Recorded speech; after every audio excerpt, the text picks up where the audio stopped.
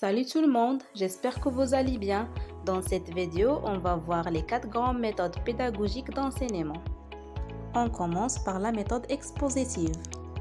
La méthode expositive est dit également transmissive ou magistrale. Elle consiste à transmettre des informations. L'enseignant détient toutes les connaissances. Pour cette raison, cette méthode laisse peu de place à l'apprenant, ce dernier qui s'appuie sur la prise de notes. Cette méthode pédagogique offre de multiples avantages dont: premièrement, la transmission d'une quantité importante de savoir, le temps réduit, il ne nécessite pas beaucoup de moyens et aucune modification à apporter au support, ainsi que le corps est structuré de manière rationnelle.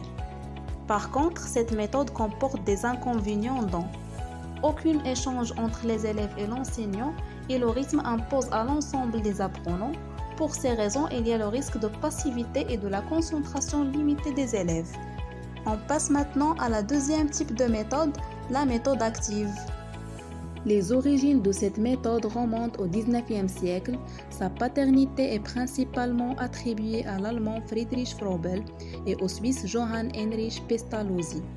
Dans cette méthode, l'apprenant a le rôle principal, donc c'est un acteur de son apprentissage. Et l'enseignant ne détient pas nécessairement tout le savoir, mais il joue le rôle d'un médiateur ou d'un facilitateur ou d'un guide de l'apprentissage.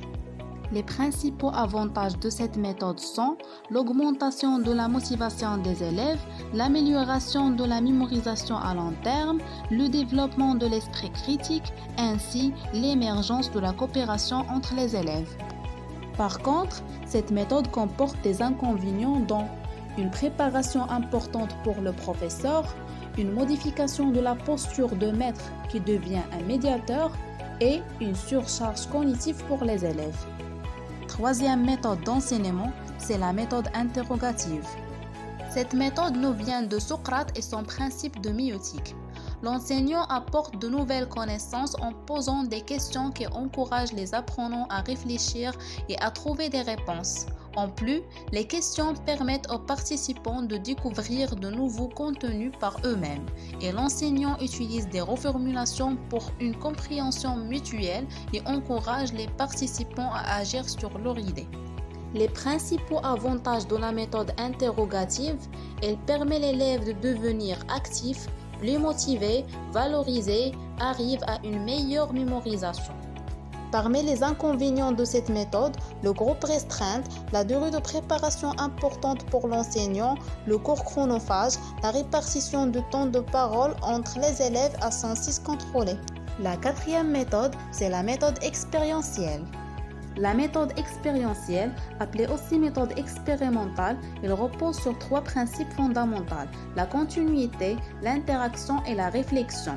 Elle repose aussi sur le fait qu'un apprenant ne peut acquérir des connaissances que s'il agit et se trompe. Il s'agit donc bien d'apprentissage en conditions réelles et pour l'enseignant devient un simple intervenant et s'il possède le savoir et savoir-faire, il n'est plus en position dominante. Parmi les avantages de la méthode expérientielle, l'apprenant a une place centrale, son mode actif d'apprentissage favorise sa motivation sur la durée et une mémorisation efficace des informations et n'oubliez pas que cette méthode est forte d'une dimension interactive et dynamique grâce aux nombreux échanges et réflexions de groupe qu'il favorise. Mais la méthode expérimentale n'est pas toujours parfaite car elle peut être coûteuse et nécessite souvent des ressources importantes et ne peut pas toujours appliquer à toutes les situations. Son application demande beaucoup de temps, ainsi les grands groupes de classe peuvent constituer un obstacle et n'oubliez pas qu'il nécessite un effort de préparation par la part de l'enseignant.